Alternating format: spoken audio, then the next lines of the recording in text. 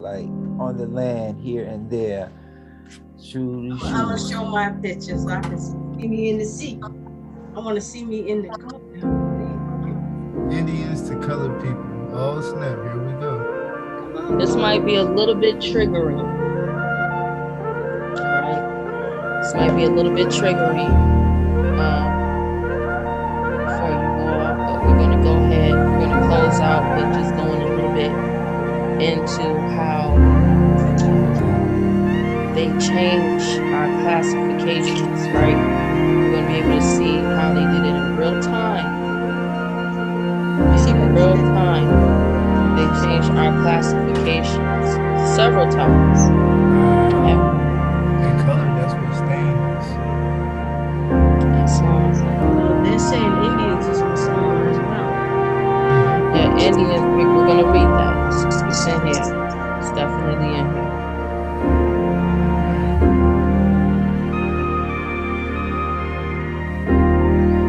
Alright, so I want to start off with,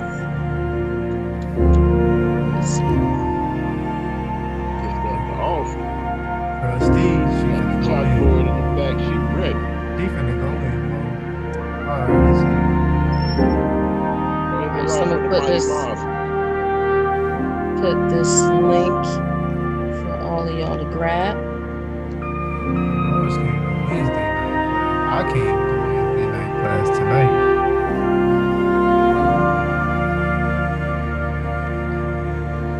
Shout out to Sister Makara L. Taught me how to blow up my screen. Shout out. That's what we're supposed to do. We're supposed to assist each other.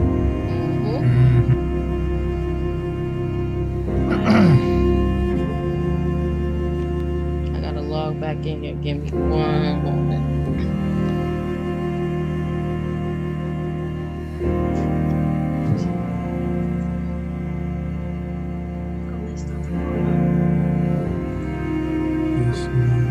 Oh, we got the demonstration. She put it in the chat. Y'all able to grab it out the chat? Okay. Yes, indeed. Yes, indeed.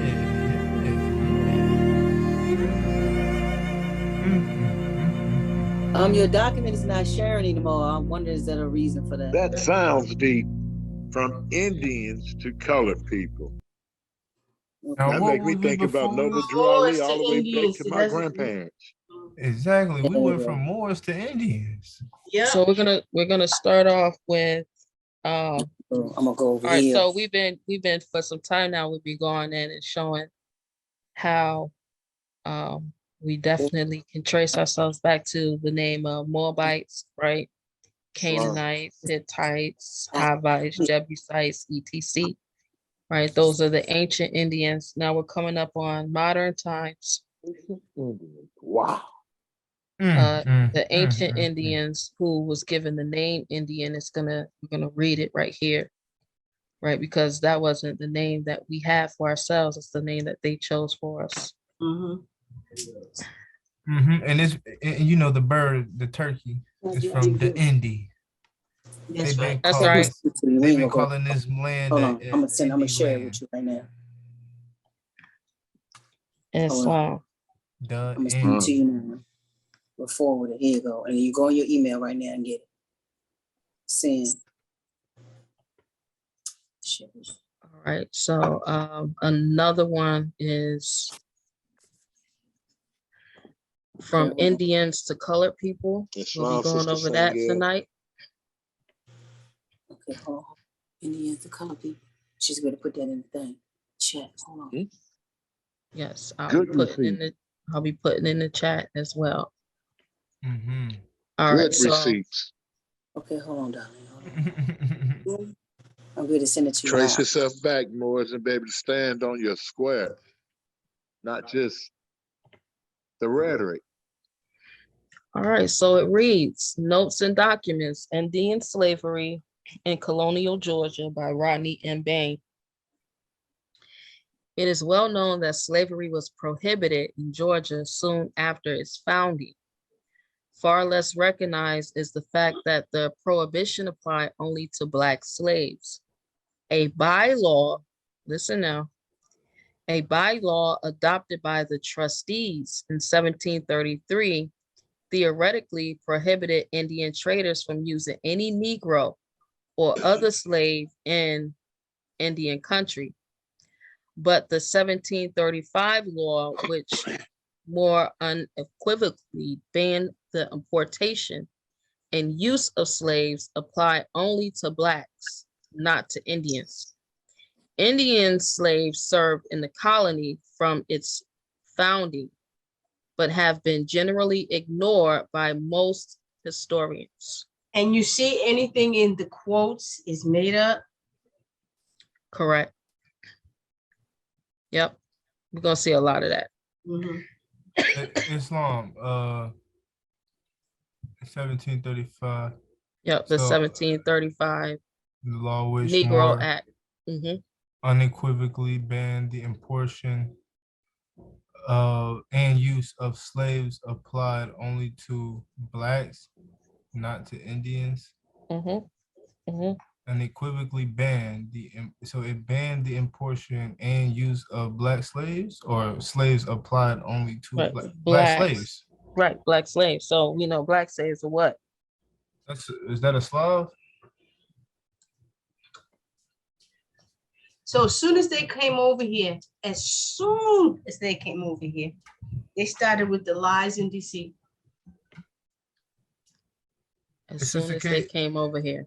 But they didn't get it on their own. They had to get it from one of us. They had help from the traders. Exactly. Yes. They had a lot of help. Yeah, they had a lot of help. There's no way they could have got this on their own. All the way up until today, as a matter of fact, they have a lot of help with us. Islam, so those Black slaves, those are the Slavs? Islam, the Black slaves, they look like me and you during that time period. So those is us then. Those are not the Slavs. They look like us. It was a flip-flop. Yeah, they traded places like in the movie Eddie Murphy. They traded places. That's all. That's right. It was a flip-flop. You got to remember, they had the like the pale skin nations of Europe coming over here, but at first they wasn't privy to come over here at the very beginning. We was the only ones, because they had to have ones to come over here that look like us in order to interact with us. A lot of the Dutch, a lot of the English. That's right. You had the Spanish, were melanated people that came over here. You had the Spanish, the Dutch, the French. The French, yeah.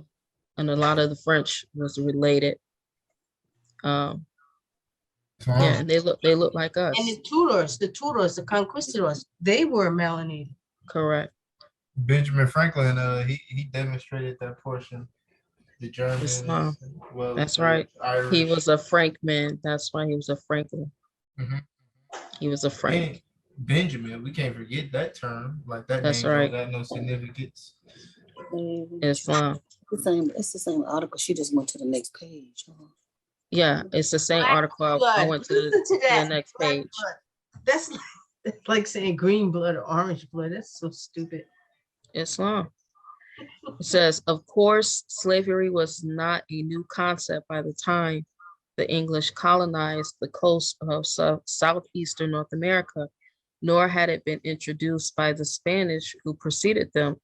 Slavery had long been a way of life among the various Indian nations, but the practice was much expanded during the 17th and 18th centuries, when thousands of southeastern Indians were captured by warring tribes and murdering whites and were sent into bondage farther north or in the West Indies, far removed from their own tribes. In South Carolina, by the early part of the 18th century, Indian slaves constituted a major part of the workforce. From 1703 to 1708, more Indians were enslaved than Blacks. 1050 or 1050 as compared to 1000. Now, how is that far more?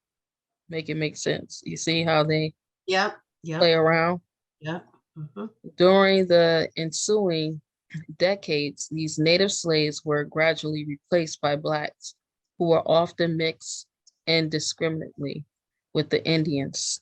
Hence the large number of musties, or those of mixed Indian in either white or more often black blood were called in the region. The enslavement of Indians also became a part of Georgia's heritage, since Georgia was founded after blacks had almost replaced Indian slaves. Now, it says the Indian slaves were the first ones. Then these blacks came and replaced them. In the Southeast, Indians apparently never represented a considerable part of the general workforce in Georgia. Anyone know why? Anyone know why Indians never represented the actual majority of the workforce in the Southeast? Because they were originally landowners. Exactly. Because it was our land. We owned it. So we wasn't a part of the workforce. Way. You know, A lot of us actually owned it. The ones that they're calling black slaves, we was owning those individuals. Yep.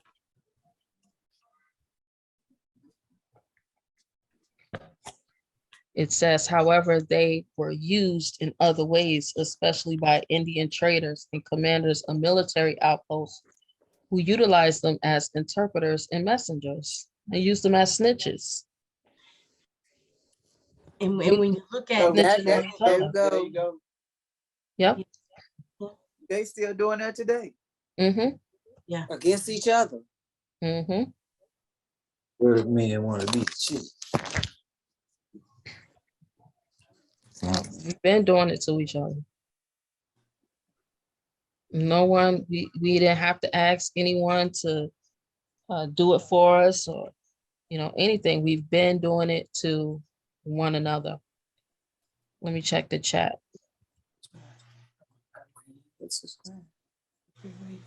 Okay.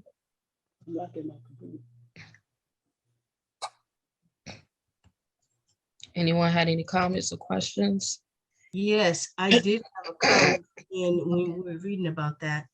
I was reading the state papers, and I was reading Adams and Jefferson was talking about how they're going to let all of these other Europeans come over here, and he mentioned how the savages allowed them to come over here. That's how he put it in the state papers. But in the state papers, you can see how they were going to all of the so-called Indian tribes, and they name them all. And the way they worded, you can see that they were saying, first, we want to have a good relationship with them. And we want to give them gifts, and we want to do this. And we want to let them know that we're going to help them, and we're going to work with them, and we're going to be in union with them and be good people. We're going to show them our righteousness and our justice. And then they move from that right away to, we want to get them under us. We want to get them beholding to us. And then on the treaties, you can see where they were so-called signing all those illegal treaties. And then the treaties would read later on, you are all under the jurisdiction of the United States. Your descendants from time here on, you will all be, and that was in those documents. I said, look at this. You can see exactly how they did it and what their mindset was. It's very telling. Yep. Yeah, and we did it to each other. Yep. That's the crazy part about it. Like, we allowed the European to come over here and set up shop. We did it to each other. All right, so I'm gonna move on to the next one. And this one is From Indians to Colored People: The Problem of Racial Categories in the Presence of the Chowins in North Carolina. This right here, man, this triggered me so much. I was just like, wow, I had to take a break. but it's the truth.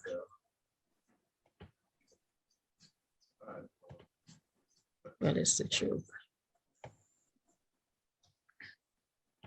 Yep, the engagement of England's colonists ushered in What Warren communist, E. political, and social changes.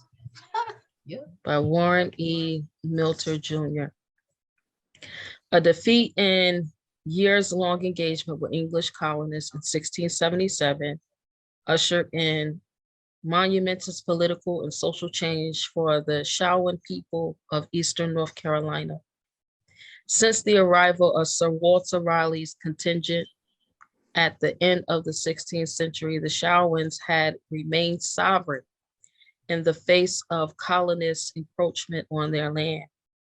Yet the terms of 1677 settlement with the English set the Shawnees on the path to political collapse and led to the surrender of all their land claims. The 1677 treaty terms transformed the Shawnees from self-governing collective into tributary reservation Indians under the authority of the colonial government. Nothing the political decline of the Shawnees through the 17th and 18th centuries. William S. Powell, in his time-tested narrative of North Carolina history, assumed that the Shawnees were extinct by 1820.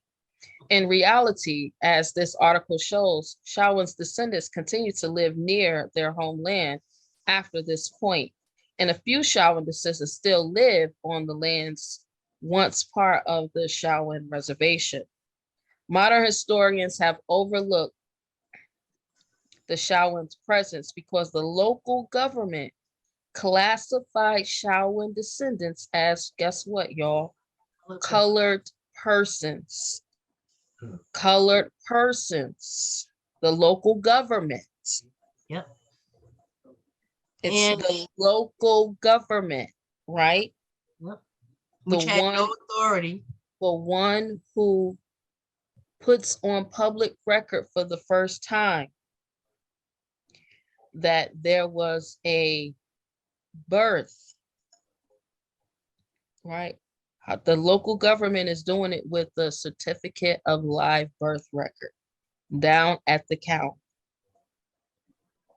When you apply for the marriage license down at the county. Yep, because any license is permission. When you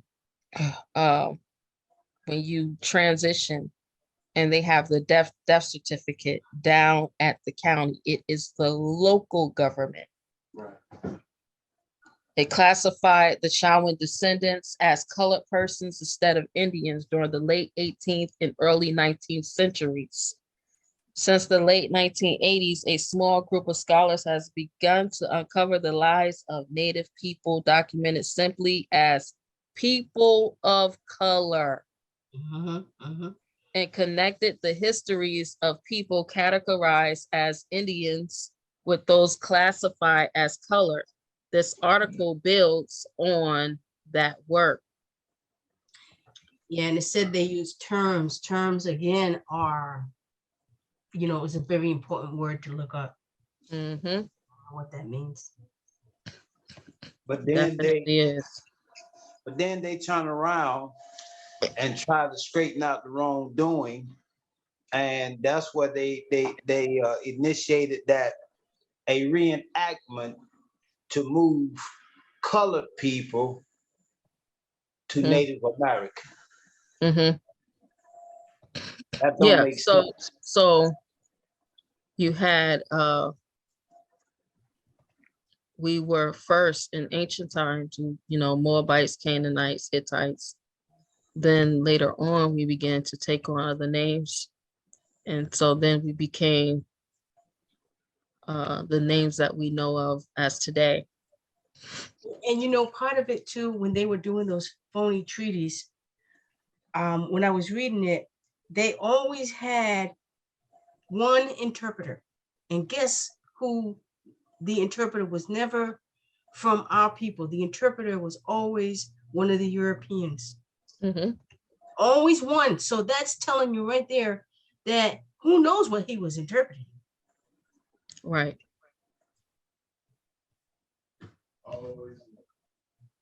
Yeah. If it further reads and links the legacy of the Shawnee Indians to the lives of their colored descendants.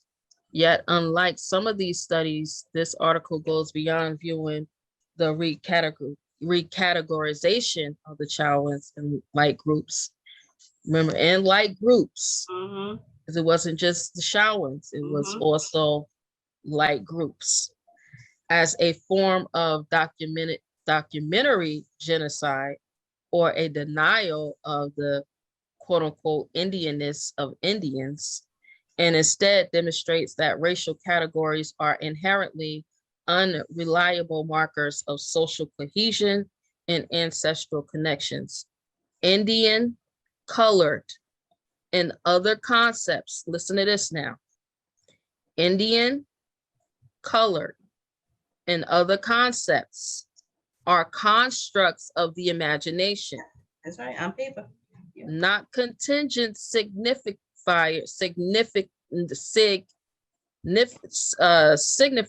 of human difference. As sociologists have explained, race, ethnicity, and nationality exists only in and through our perceptions, interpretations, representations, classifications, categorizations, and identifications. They are not things in the world, but perspectives on the world. Indian as an imagined concept originates from the colonial encounter and the desire to distinguish collectively the indigenous people of the Americas. What's one of the original names for America, y'all? We went over that this past Sunday. Amexem. Amexem is one of them. What's another name? Moroccan. Moroccan is one of them. What's another one? Northgate. The Maroons. No, not the name of the people, but the name of America. What was one of the other names of America? Amaru. There we go. It was Amaru Kapana. Yep. Amaru Kapana. That's right. Right. That's where they got American from, or America from. And that was from our brother, the prophet Tupac down south. Tupac Amaru. He was a prophet. And he was telling, came in the same manner as all the other prophets. He was telling our people to go back to our ancient ways. Stop. He said a lot of stuff. Islam. It says Europeans, the recognition of the Chowans from Indians to colored persons is an example. The recognition of the Chowans from Indians. So right? that's the recategorization. Right. This is the chain. This is the chain of the name changes from the Chowans to the Indians. This looked like a good book The to color have. persons. Oh yeah. The Indian of European imagination. I love that. Yep. Is Islam. Islam. I'm somewhat familiar with this history as it was told through oral tradition in my family on my mother's side, because my great grandfather was George Chavis, and he was born in North Carolina during his time, and he was part of that nation. And when they began to also hunt down the Indians and persecute them, a lot of the Indians that left that place, and some went north, some went down south, and they mixed in with the Lumbees and the PDs. And in order for them to save their lives, they mixed in also with the blacks. There you go. In South Carolina, and that's how my grandfather's name was annexed from Chavis to Goss. If you go on the records, you'll see George Chavis Goss. And this is the oral history that was told, you know, in my family, but I never actually seen it until now in black and white. Islam. Islam. Gratitude. You know, when we speak about these things, and I was listening to what you were saying, and you were saying how the Indians mixed in with the blacks. Again, that's a wrong way of thinking. And actually, we just went and reunited with our own people.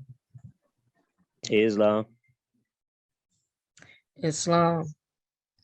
So, remember, the blacks were like the Europeans from over the border, and us mixing with them is the reason why we lost what we had. I'm gonna show you all that this is deep. Like when I say reading this is really triggering for me, it is extremely triggering. That's how he got the last name Goss. Said we're not to amalgamate. That's right. That's right. That's right. Mm-hmm. Because that's what they're using now. Now that we're waking up, that's why they're pushing that. Yeah, the amalgamation. Yeah, that's why they're pushing it. And that's the one way they're trying to use that to stay here. Yeah. Indeed. It says the recategorization of the Shawans from Indians to colored persons. It's an example of what Anne Laura Stoller describes as when common sense rubrics of racial differentiation failed to work.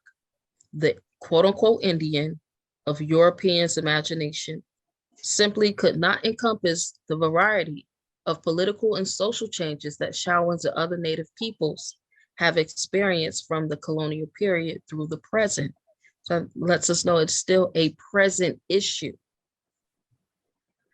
Local officials in Gates County, North Carolina, the site of the Shawan Reservation, and other northeastern North Carolina localities where Shawan descendants live, classified Shawan descendants as people of color instead of Indians for reasons related to changes in the Shawans, listen this, for reason related to changes in the Shawans' political status and life ways.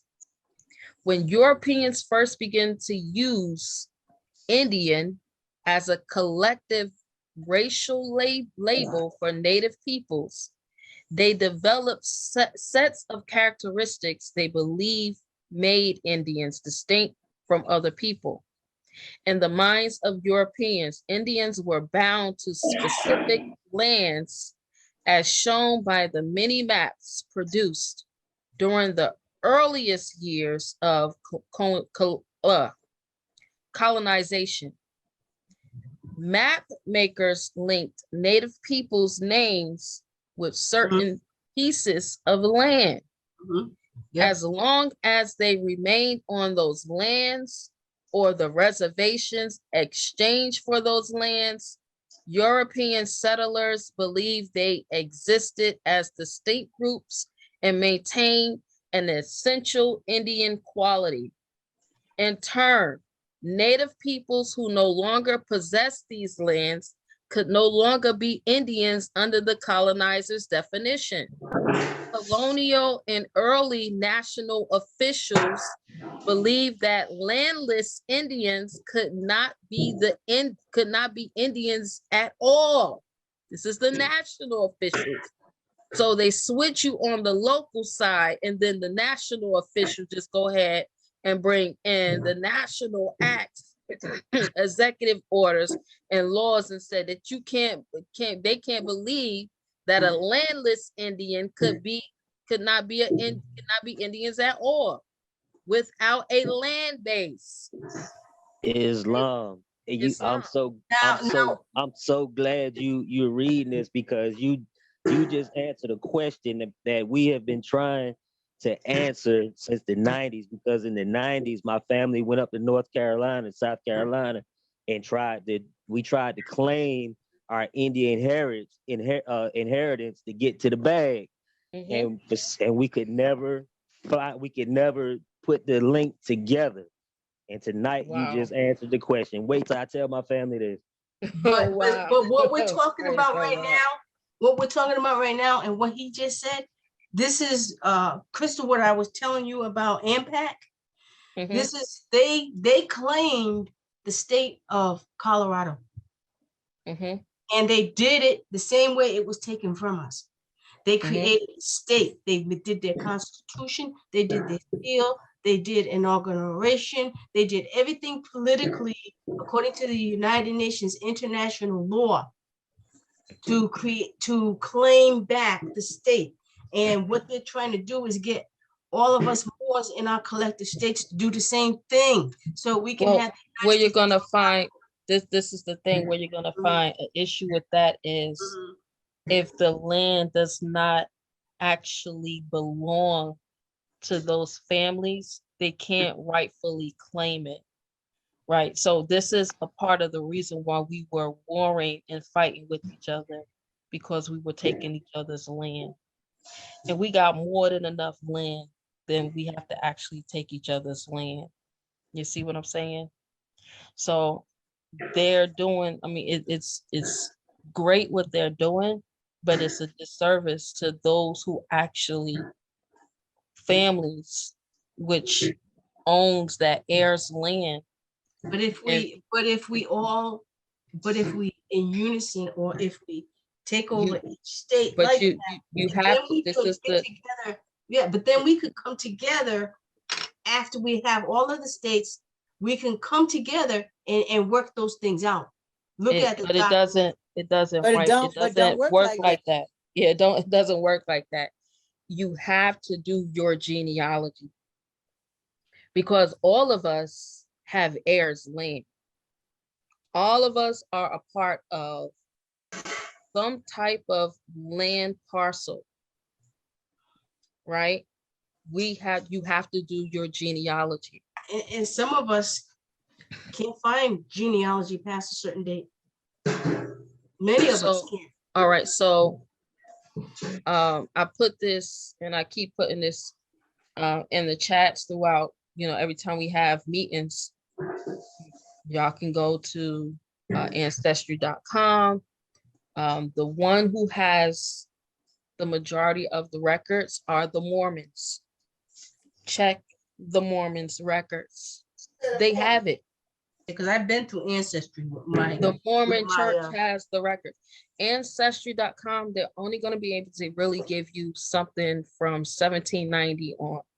right, exactly. And you so After that, you so true. You're so true, because I got to find my grandma was Yeah. born in 1875. I mhm. couldn't go further after that. Yeah, the same thing with me. I couldn't go back enough. But I do want to say that you giving me you reading this article. Most of my family is from North Carolina, Mhm. Mhm. and they just transition over here. But all of my family is from when I read the birth certificate where they originated from, it says North Carolina. Yeah.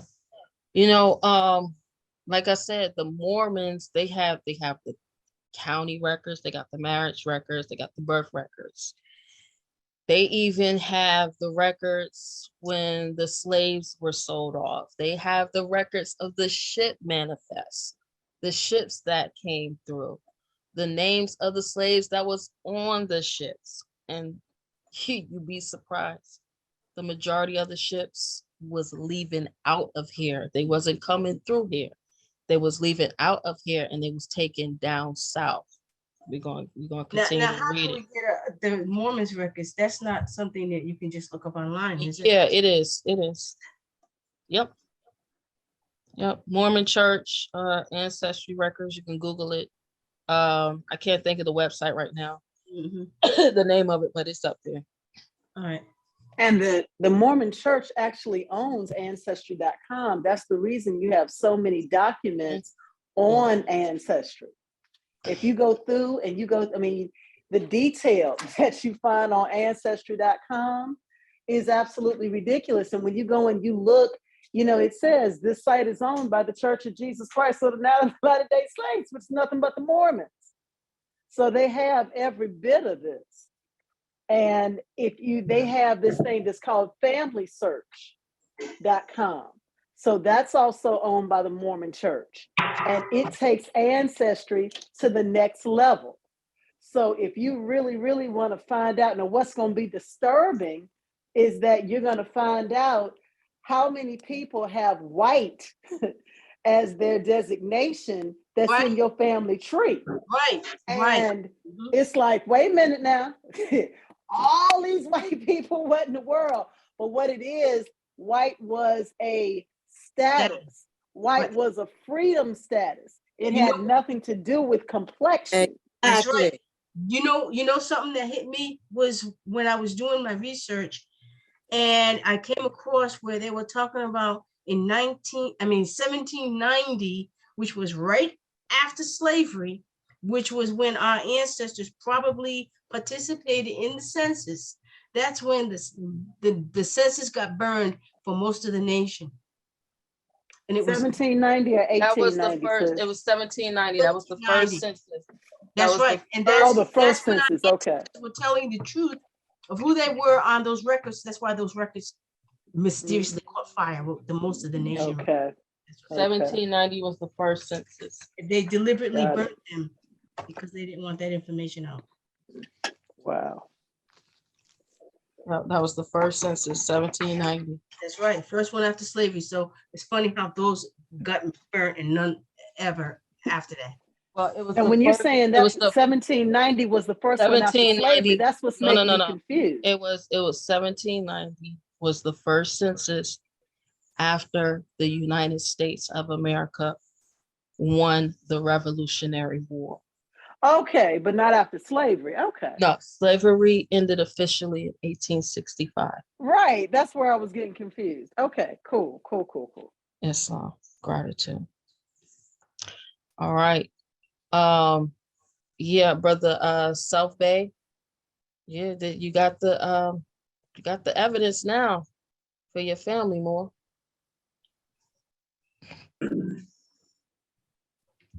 Islam. All right, so it said colonial and early national officials believe that landless Indians could not be Indians at all. Without a land base, they lost the feature that distinguished them from other non-white peoples. After their defeat in 1677, the Shawans endured a long series of land confiscations that would eventually leave them without collective ownership of their reservation land holdings. Together, these events caused the Shawans' neighbors to perceive them as no longer Indians and justified their recategorization. See, this was the justification for it. When the English arrived in their territory, the Shawans were one of the strongest nations in the region. See, they were a nation. You see that, right? Theodore Debris' 1590 map shows that they maintained at least 5 towns. Listen to this now. They maintained at least 5 towns along the Shawan River during his trip to the region in the 1580s. English explorer Ralph Lane estimated that they possessed 700 fighting men at the town of Shawanook. Traveling through Shawan territory in 1622, writer John Corey described their lands as rich in resources. After 1677, however, it says North Carolina's colonial government confiscated much of the Shawans' homeland and left them with, listen to this, left them with a 12 square mile strip of land on Benton's Creek in Shawan Country, now Gates County. So they went from all of those towns,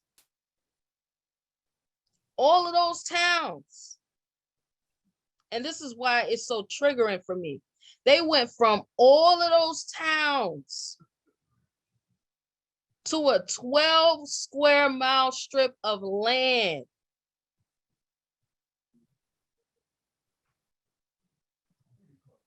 Before the end of the century, their white neighbors began to encroach upon their lands, and the colonial government refused to survey the boundaries of the reservation, which further reduced the Shawans' land holdings. In 1694, the Shawans complained to colonial officials about settlers trespassing on the reservation lands. So after they done stole everything but 12 square miles, now they want to encroach and take the reservation lands. Like, we can't have nothing. No, and they're still today, and nothing changed. Nothing changed.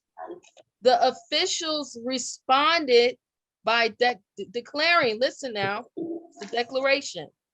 The officials responded by declaring that settlers could move no farther into Shawan territory. But the colonists eventually seized nearly all the Shawan land. By the first decade of the 18th century, only 6 square miles of the original reservation remained under Shawan control. The colonists continued to threaten the Shawans in their Bennett's Creek reservation by falsely accusing them of unwarranted hospitality and aggression. What did the prophet tell us about falsely accusing each other?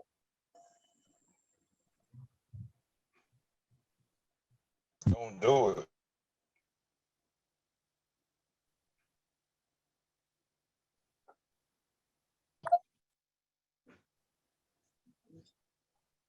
What did he say in the divine constitution of bylaws? Do not falsely accuse thy brother or thy sister, Because what? because it may bring them harm. We are to Bring- teach love, truth, peace, freedom, and justice. Islam.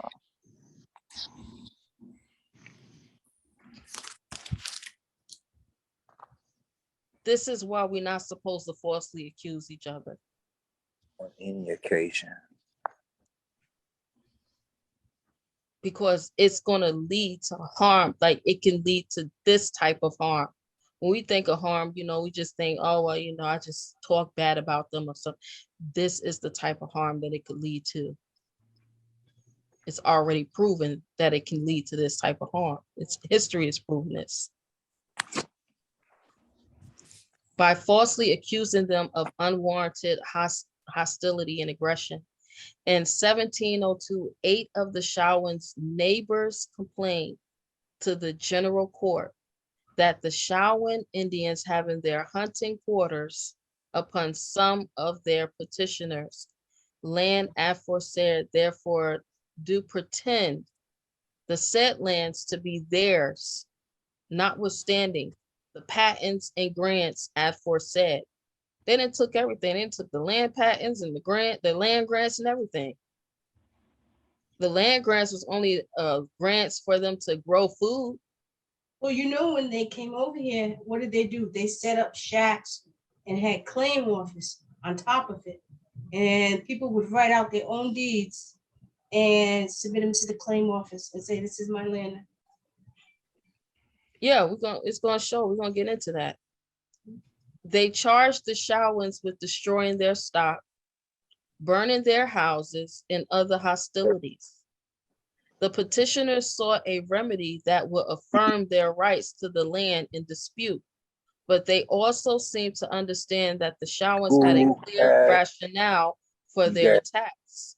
The colonists recognized that the Indians were under the colonial government's protection, and no Englishman ought to seat within 4 miles of their town.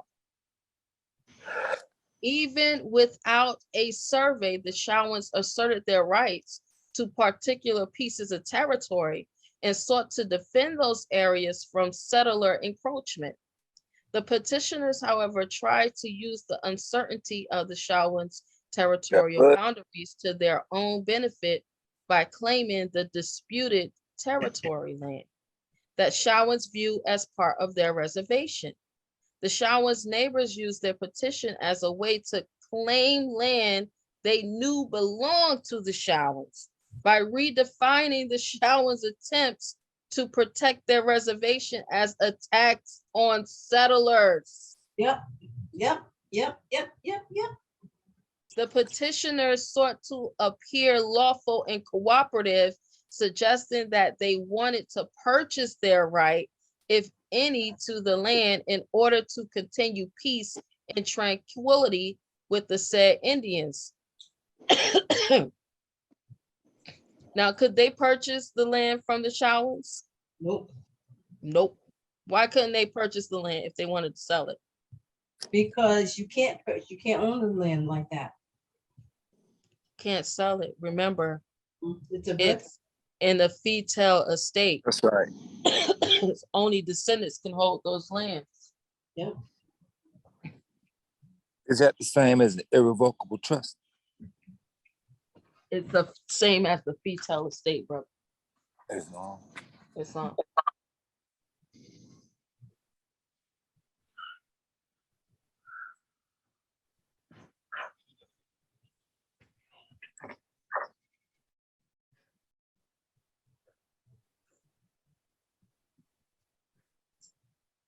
But for the rest of the 18th century, the colonists manipulated the legal system to challenge the Shawans' title to their land and to claim parts of their reservation.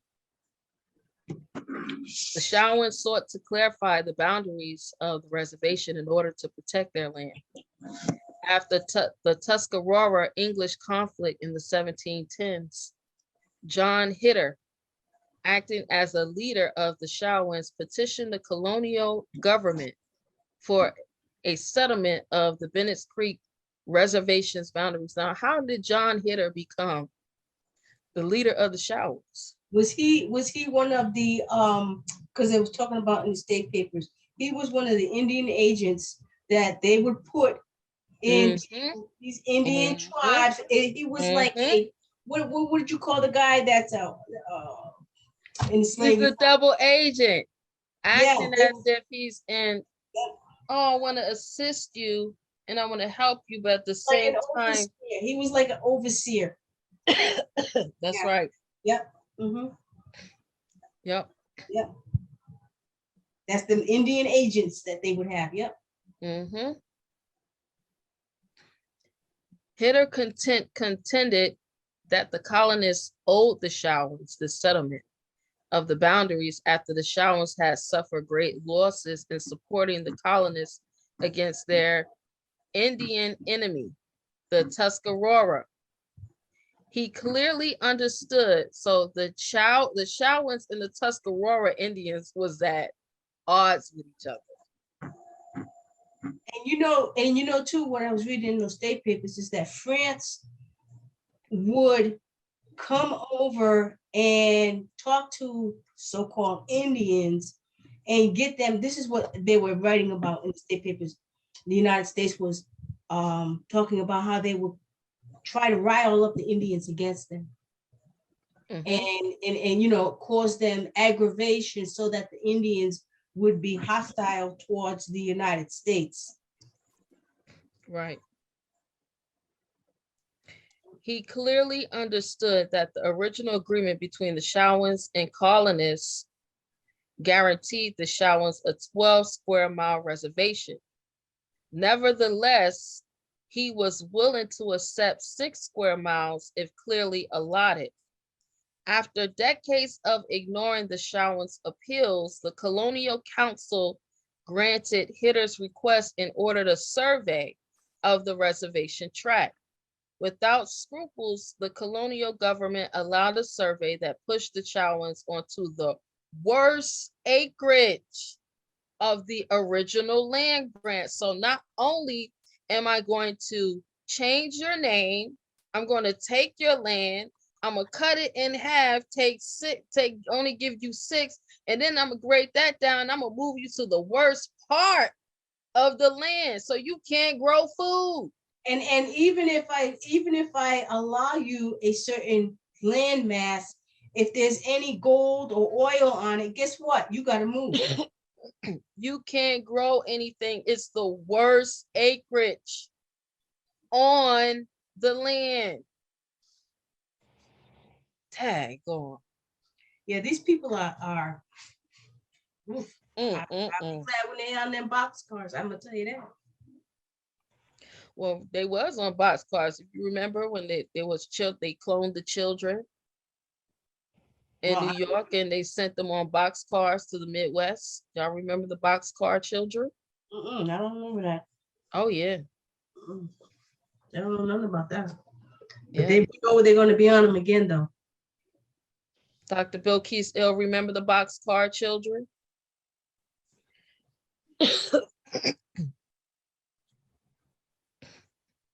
Yeah, look it up. It's true history. They had the box car children. It's going to be new history too.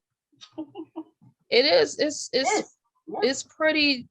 It's modern day history. It's definitely modern day. But yeah, they they had stem cell children that they claimed was all premature babies. And they actually had them on display at Coney Island. You can go and see them. And then later on, we're big about that, displaying bodies stuff. Yeah. Then later on, when they had got a little bit older, it was about 7, 8, 9, 10. You see all these children on the box cars being shipped to the Midwest, and they were being adopted by parents.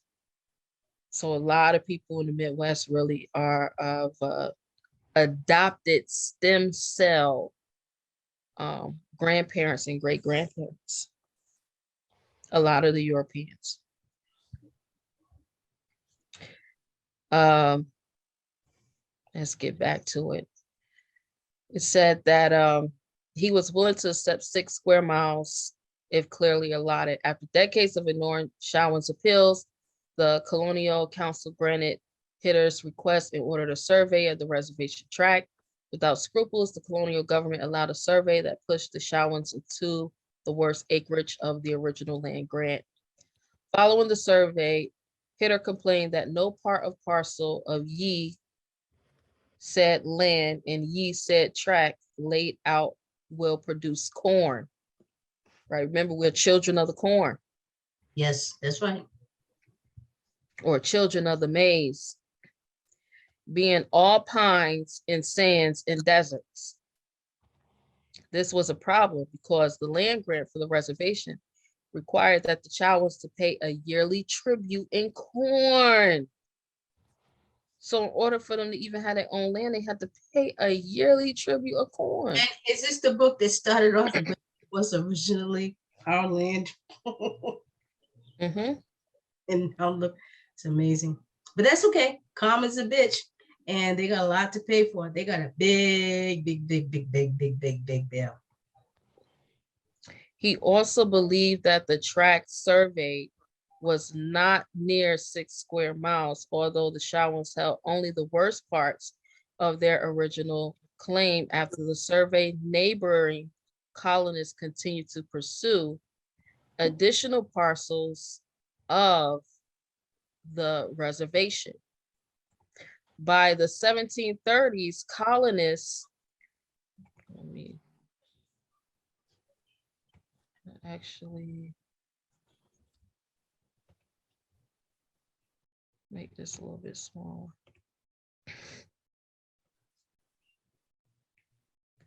By the 1730s, colonists sought to purchase Chauvin lands outright. Likely desperate for money to procure supplies and foodstuffs, the Chauvins sold several tracts. In 1733, Thomas Hitter, considered at least by the colonists as the chief of the Chauvins, along with James Bennett, Jeremiah Pushing, Thomas Pushing, Charles Beasley, John Redding, and Noose Will. Like, who are all these folks that's saying that they are Chauvins? How they get these names?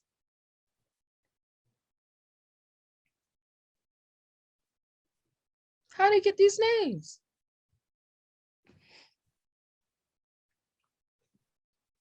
Says that they participated in at least 6 land sales. The largest tract sold during this year was a 500-acre parcel. A 500-acre parcel purchased by James Hinton for 100 pounds. Further diminishing the reservation, Michael Ward, John Freeman, and Jacob Hinton each purchased 200 acres from the Showans. Ward paid the Showans 60 pounds for his tract, while the Showans received double the amount for the same number of the acres from Freeman. The Showans also sold Henry Hill 50 acres for 50 pounds. Thomas Taylor's purchase of 100 acres of land for 200 pounds was the most anyone paid the Showans for the land that year. Yeah, what they did is they wrote out their own deeds, probably killed them. Say, yeah, he sold this to me. Yeah, right. They were full of all kinds of deceits and lies, and still are. The land sales of 1733 were just the beginning of several, likely desperate sales by the Showans for the next 2 years. And Thomas Hitter, this is all one-sided. You don't hear Yeah. nothing from the other side. All well, Hitter is supposed to be the Showan leader, right? And so what he did was he was able to get the local colonists to agree that the Showans needed to be able to have verified their tracts of land. After that, he began to sell off the land. Again, how did he become the leader? That's not no Indian name. How did he become the leader? That's one of the agents. That's the It had to steal it. but they just write, like I said, that everything was done with a pen. I mean, not Yeah. just But also you got to look at it that if Shawin was the head leader, then that means he could have had somebody else that he was working with to be able to sell some of that land off and to sell but the that's a heritage. lie. It's lies. They're lying. They are lying like they always do. Well, look at how you got to also look at it in this aspect. So the leader, right, the agent, he's acting as if he's in for the benefit of the Showans. But what he's really doing is he's making sure that they get the land verified and validated. And then now he's going in to sell off the land. Peep this. For the next 2 years, Thomas Hitter, James Bennett, Jeremiah Push, and Charles Beasley, John Robbins, Noose Will, John Bailey, and John Redding referred to in several deeds as chiefmen of the Showan Indians. How did they become chiefmen of the Showan Indians? You know how? Just like you look at any picture of a so-called Indian today that don't look nothing like us. Sounds like Well, that's different. The ones that don't look like us, we know that happened because of the Russo Wars, known as the 7 Years Wars, when the Russians and the Alaskans helped. You can look at Helped in the war, and they was. But you look anywhere in the world now, anywhere in the world where we were the original people, and you look it up, Google it, and you're gonna see nothing but a bunch of pale faces. That they all look the same, no matter whether they're Irish. Yeah, well, I'm talking about explicitly. If we're talking about the ones that says they're Native Americans today, they came from the $5 Indians. Yeah, those ones. They came from the Naturalization Act that allowed them to become natives because they assisted in helping. Again with the pen. Right. So they was promised to be able to get citizenship because they assisted in beating Russia with getting Alaska. So it's those folks up there in Alaska who assisted in beating the Russians to be able to take Alaska on the behalf of the United States. So they made it the Naturalization Act for them to be able to get citizenship. And that's who they started to name and move further down south and say that those were the same Indians that I'm talking about right now. Or Islam. those were the descendants of. Go ahead, Brother Monsieur. Islam. It sounds like Hitta and the others were possibly actual appointees or just traders of the tribe who sold the land out underneath their people. No, But most likely, those were Okay, the look at the agents. names. Those were the agents that the United States, those were the agents, the Indian agents that they would place among these tribes to keep an eye on them. So you got to remember, they made Thomas Hitter was the agent. right? Thomas Hitter sold land to all these other men. Then all these other men started calling themselves chief men of the Chowan Indians. You see what's going on? Just like today. So Thomas Hitter come in and act as if he's in the benefit of the Chowan Indians. Yep. By making sure that the local government explicitly gives a breakdown and the validation and verification of all of the Chowans' lands. Then he sells them off.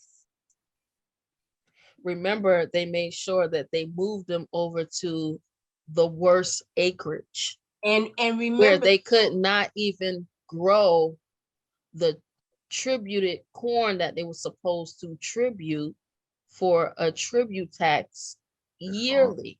Now remember too, there had to have been some kind of conversation. This is where the interpreters come into play. And right, the agent people says something in a native language, and the interpreter says something different. The United States will say something, the interpreter gives them a different interpretation than what was said. That's how they did a lot of their trickery as well. Right. So they used Thomas as the agent, and he was the one who came and set up the play. So it says the chief men of the Chowan Indians sold additional land. All land sales by the Chowans legally required the approval of the colonial government. And all alleged attempt to curb the colonists' abilities to seize native lands without proper payment and title, North Carolina officials passed an act banning white men from purchasing those lands without permission from the governor or the governor's council under the penalty of 20 pounds per 100 acres. A 1735 meeting of North Carolina Governor's Council fulfilled this requirement and approved 10 of the deeds recorded between 1733 and 1735. Late in that same year, the council approved an 11th deed to Colonel Henry Boner. The territory under Chowan control continued to decline into the 1740s, with sales to two of the Chowans' most aggressive neighbors. For several decades, Aaron and Ephraim. Aaron and Ephraim. Don't these names sound familiar? We're in Canaan land now. Come on now. I've been telling y'all that it's the same people. Aaron and Ephraim. I gotta get this book. Yeah, Aaron and Ephraim Blanchard had challenged their land rights. In 1717, John Hitler had reported the Blanchards to colonial officials for illegally encroaching on the Bennett's Creek reservations. During a 1735 meeting, the governor's council ordered Aaron to release a patent for the reservation, which he had kept from the Chowans, who were the patent's rightful owners. Yet in 1745, the Chowans finally conceded to the Blanchards' long-term desires. 2 decades after the original deed was allegedly signed by the Chowans, Chowan County Clerk recorded a deed from Thomas Hitler and James Bennett to the Blanchards. You see, Thomas is the guy who set up the whole play the entire time. On the behalf of the government, he's a double agent.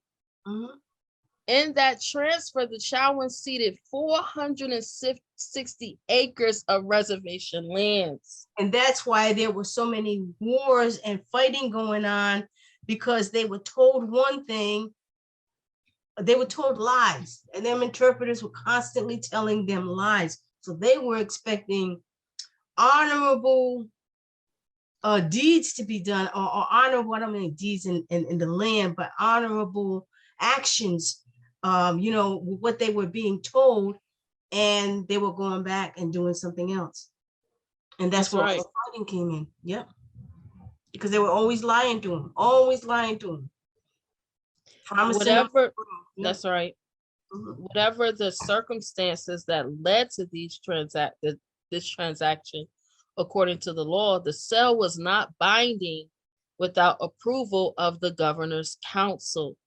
Nonetheless, officials never took action to enforce the law on the behalf of the Chowans. The Chowan County Clerk recorded another equally questionable deed for sale in 1745 that led to an even greater loss for the Chowan people. The recorded deed explained that in 1744, Thomas Hitler and John Robbins, in exchange for £100, transferred 640 acres of the reservation to Henry Hill. After the sale, James Bennett complained to colonial officials that his fellow lands had no right to sell the reservation lands. The governor's council called Henry Hill, Thomas Hitler, John Robbins in order to discuss the situation. Whether the council met any of the men is unclear, but the deed remained on the books in Chowan County without any change noted in the agreement. By the 1750s, the Chowans living on the reservation had dwindled to only a few families, which likely forced the Chowans to sell more land in order to survive. By this period, the population of the reservation had fallen to a point that mounting any type of defense against the encroaching colonists, as the Chowans had done at the beginning of the century, would have been nearly impossible. A population census of Native peoples counted only 2 men, 3 women, and 2 children left among the Chowans. The 2 men counted most likely were James Bennett and John Robbins, the only Chowan signatories on deeds during the decade, an entire decade. These are the only men that's saying that they are the Chowans, the ones that's taking all the land. On May 27, 1754, the Chowans, with the assistance of Henry Hill, sold 150 acres running along the Bennett's Creek to their longtime neighbor, Jacob Hinton, for £20. In 1754 and 1755, Bennett and Robbins sold 2 tracts of land, one containing 200 acres and another encompassing 100 acres, to Richard Freeman. The Chowans received only £20 and £12 respectively for the tracts. North Carolina Governor Arthur Dobbs and his council never approved any of these deeds as required by law, but no record exists that shows that these sales were contested. Illegal sales of the Chowans territory carried on into the 1760s and the 1770s and further diminished reservation resources. In 1760, the Chowan County Clerk recorded a land sale from James Bennett to Chowan nemesis Aaron Blanchard, exchanging 600 acres of land for £35. Nearly 3 years later, the clerk recorded another deed between James Bennett Jr., and Amos Bennett, all described as Shawan Indians. How are they Shawan Indians? And Elisha Hunter, which transferred 700 acres of reservation land containing marsh and Pakosum in exchange for 400 pounds. In 1770, the clerk recorded a similar deed transferring 640 acres from the 3 Shawan men to Thomas Garrett for a slightly better had not rate of 15 pounds. 15 pounds. This sale violated not only North Carolina law, but also a general order issued by British authorities that require approval from the Board of Trade for all land sales from Indians. After these sales, James Bennett Jr., and Amos Bennett no longer appeared in Shawan County records. After they grabbed up all the land, they bounced. From this point, women and children appear to have been the only Shawans still inhabiting the reservation. Knocked off all the men and left the women and children. Ain't that the same thing that they did to us in the 80s, the 90s, and the early 2000s with the crack epidemic? Yep, that's the exact same thing. Nothing different. And they left with the money, not the land. They left with the money, the land deeds, Land deeds, that's all. and knocked all the men off, put them in slavery. Isn't this where our men are right now, in jail? Mm-hmm. POWs. And then a lot of these moves just illegal actions. That makes it like a fraud, and then there's no statute of limitations on these actions. No, there's no statute of limitations on fraud. No. There's no statute of limitations on fraud. And then there's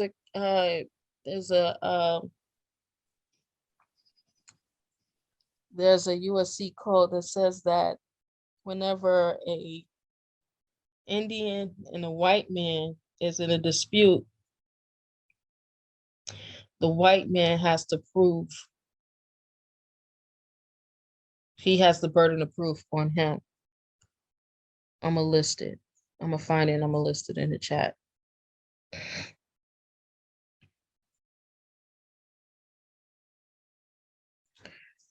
All right, this is entitled Indian Slaves from Carabana, Trade and Labor in the 17th Century Caribbean, right? Because this is where they was taking us.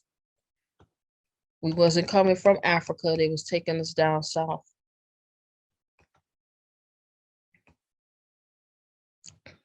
Indian slaves from Carabana, trade and labor in the 17th century. Indigenous resistance made Caribbean colonization a slow and violent process in the period of 1580 through 1690. The Caribbean Indians who rejected colonization became targets for enslavement. Slavers captured indigenous people in raids or through trade within indigenous dominated territories and conceptualized the space as Carabana. So that ain't even the real name. They didn't made a whole name for the Caribbean. Geographically, it stretched from Guyana northward throughout islands of the Lesser Antilles. I focus on the indigenous captives from Carabana who were enslaved in English and Dutch colonies, namely Barbados, Curaçao, and Suriname. I show how colonists justified enslaving indigenous people in the same manner as they justified the transatlantic African slave trade. Now that came later on. That came later on. That's why it ain't really no Africans that came over here, because that was something that came later on. Despite widespread taboos against the former practice and not the latter, right? See, despite widespread taboos against the former practice and not the latter, meaning the Atlantic African slave trade was the latter. These taboos did not prevent Indian slavery, but they influenced the creation of the 17th century histories, government reports, and other material for public and European consumption. Indian slavery has thus been written about then and now as a limited phenomenon wherein Indians had limited and specific labor roles, i.e. fishermen or domestic servants. However, sources such as deeds and tax rolls show that more Indian slaves than assumed contributed a broad range of skills to plantations' economies. English Barbados was exceptionally successful because it was geographically separated from the conflicts that created captives in Caravana. So because they was off of the mainland, once they got you off of the mainland and you was in Barbados, it was hard for you to escape, to go back home. But nevertheless, extracted Indian slaves from the region. Meanwhile, colonies abutting Caravana, such as Suriname, faced trade sanctions from neighboring Indians and rebellions if they abused the Indian slave trade. See, the Indian slave trade was the first trade. From the 1670s to the 1690s, colonial governments limited the means of assessing Indian slaves. But once enslaved, they faced the same restrictive black codes. What was those black codes? That's 16, what? Was that 1624, the black codes? That allowed the brutal treatment of them as inheritable chattel. So I'm going to list this and put this in the book nook for you all to read as well. Put this in your studies. The Articles of Association, Article 8, says he will in our several stations encourage frugality, economy, and industry, and promote agriculture, arts, and manufacturers of this country, especially that of wool, and will discontinuous and discourage every species of extravagance and dissipation, especially all horse racing and all kinds of games, cockfighting, exhibition of shoes, plays, and other expensive diversions and entertainments. And on the death of any retaliation or friend, none of us or any of our families will go into any further mourning dress, that a black crape or ribbon on the arm or hat for the gentleman, and a black ribbon and necklace for ladies, and will discontinue the giving of gloves and scarves at funerals. Basically shutting down all trade, import, and export from Europe, so that they can get popping off their own thing over here. And we gave it to them. You see how Hitter came in. Hitter, his name is Hitter too. Hitter came in and hit the shower Indians upside the head.